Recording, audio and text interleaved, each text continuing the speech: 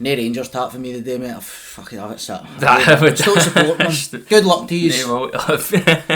No, I'm joking. I mean, hey, we got the job done, and honestly, as tough as it is to watch, because it really was quite tough to watch, there's absolutely no unity amongst this team. There's nothing really to them at the moment, but look, we got the 3 points, and really that is all that matters in these last 5 games. The thing is, we're getting to the stage now where you know within the first couple of minutes what kind of Rangers is going to turn up, what kind of game it's going to be, and every game we've kind of held that wee bit of hope that maybe we'll start to hit a bit of form when it matters. So it's playing the slots with Rangers, you're like, when have they got to kick into gear? When have they got to start?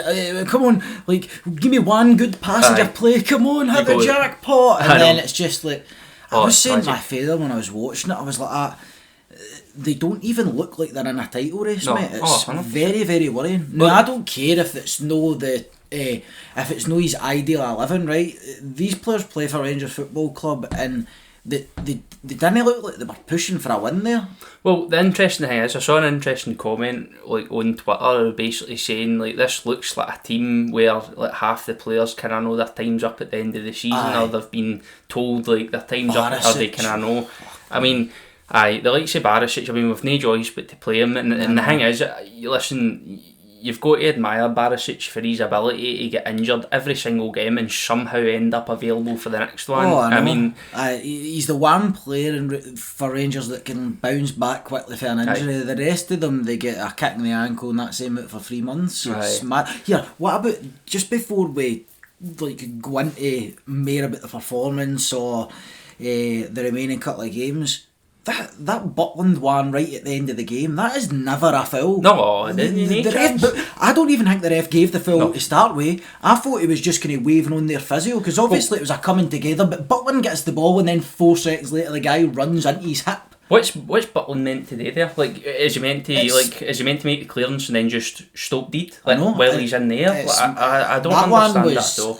I was dumbfounded by that madness, because that was a dangerous position for them to get a free kick the last 2 minutes of the game as well. I thought to myself, I'm like, this will be what we concede for. This will be they'll score here, but gladly I said as well, see if it was like a proper 50-50 where they both were meeting the ball at the same time and Butland came out and went right through him. I was that you could see fair enough, but Butland literally gets the ball and then a couple of seconds later the guy runs into them. There's nothing any of the two of them could do about it. But I don't know how you need, if anything, surely you punish the St Mirren player. He doesn't get the ball, he runs into Butland.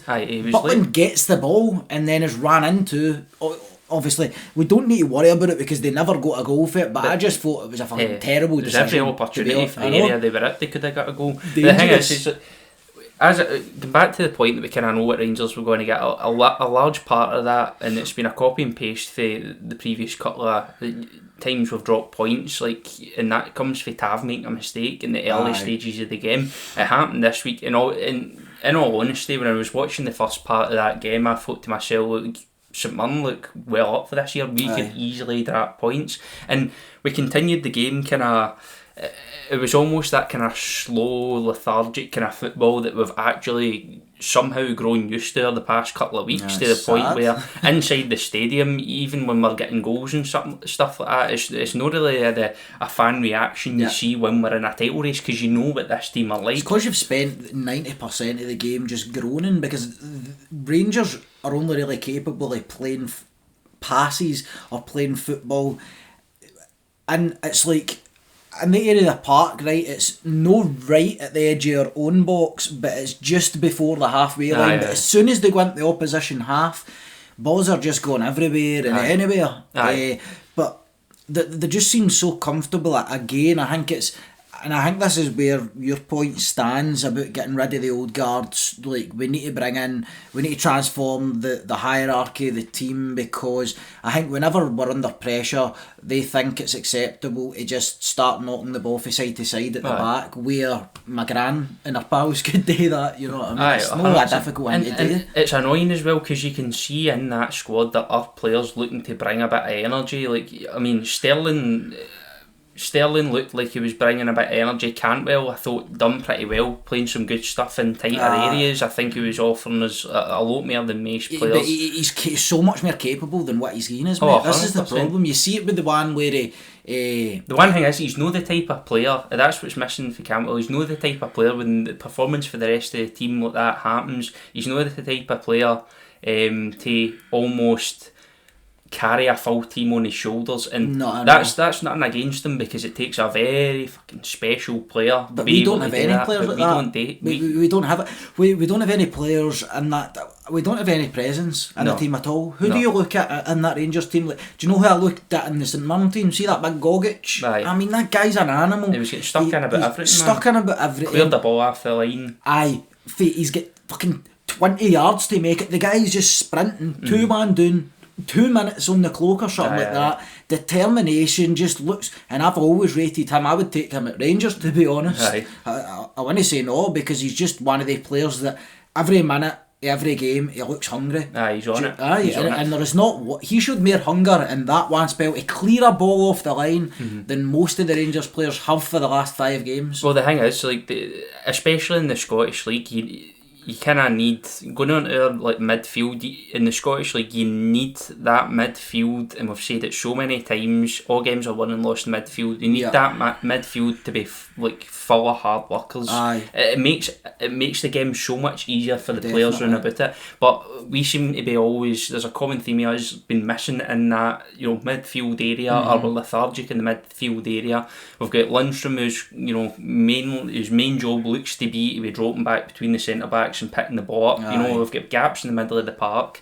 John Lundstrom, for me, he would be a really good player if he had 10 other really good players running about him, but he doesn't have that. No. And he's not the sort of guy, a bit like Cantwell, I think he would be the same. If they had all had good, well performing players running about them, they would be good, but they don't, and they don't have that ability to sort of, I don't know, take the game with the scruff of the neck, play to a certain standard and demand a standard for folk running about them. I don't know if it's because there's no respect between the players. I think Sterling's comments the other week there really just made that clear. Do you know what I mean? We're in a title race. It doesn't look like, it looks like everybody's thrown in the towel, more or less. He said something to that effect. It looks like there maybe looks like a divide of players, and as I said, that might well be that there's a divide between the players who are here and want the title and want to push on and want to develop for next season, already halfway out the door. And folk whose heats are already in a plane, and you can tell. I cannot look at this Rangers team and think that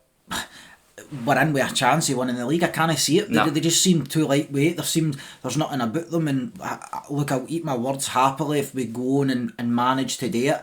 But I just, let's say it comes down to this Old Firm at Celtic Park, I can't see this team rising to the occasion. One, because I just don't think they're good enough. But also they lack sort of mentality, physicality. But see, all in all, I just don't think a lot of them are good enough. To be honest, it's as simple as that. I mean, the likes of, obviously Diamandi was a good signing. If we're talking about that kind of stage in the middle of the season, we were looking to kind of push for, you know, we're clawing points back, right, let's supplement the team and let's get players in that can step in front of that deadwood and push us to the end of the season. I think with Diamandi we got that right. Obviously we wanted a striker, but Silva's, I think, for him what a fraud that guy is. But compare him to what he was when he just came in the door.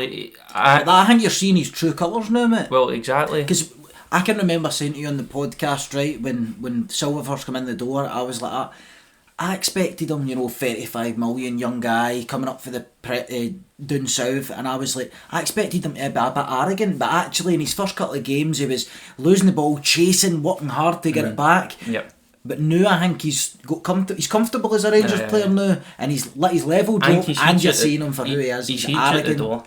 Exactly. We'd actually done a podcast on Patreon last week, I think it was, and we were talking about that. The problem is we cannot keep bringing in players who are going to be only in the door for 6 months or a season, and then we need to offload them at the end of the season because they're loan players, and then you've constantly got gaping holes to fill in your team. 100%. And look, summer's going to come around, right?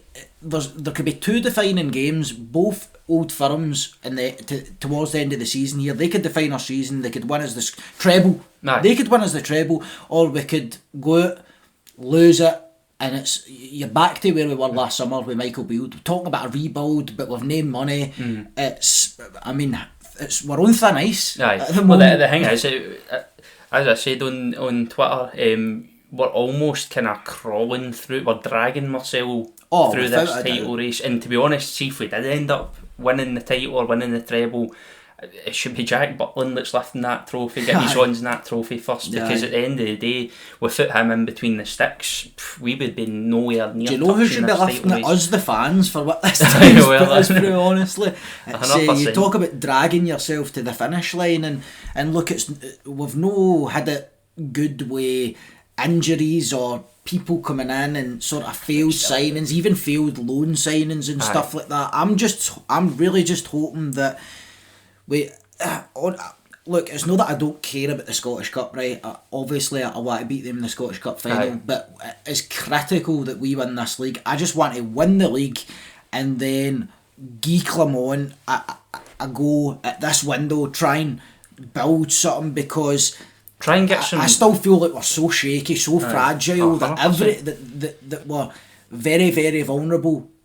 And you've seen it over the last couple of weeks. Clement looks as frustrated as us. Every time I see his face on that camera, I think I know he's exactly he how wants them to do certain things, but they're not doing it. Just there's no, like I was saying at the start, they're disjointed. There's no chemistry or something. It's just no clicking, and I think that just comes for like players getting injured, and you're getting folk in the team who've no played in ages, like Balogun. You're bringing in Scott Wright. You're getting forced to Silva, then McCausland. It's constant rotate. You're getting forced to. The biggest telling shine is that we're getting forced to use players who everybody knows, and we're almost guaranteed we're going to move on in the summer. That's how bad it is, injury wise. And to be honest, fair play to Clement for scraping that together and keeping us in a title race.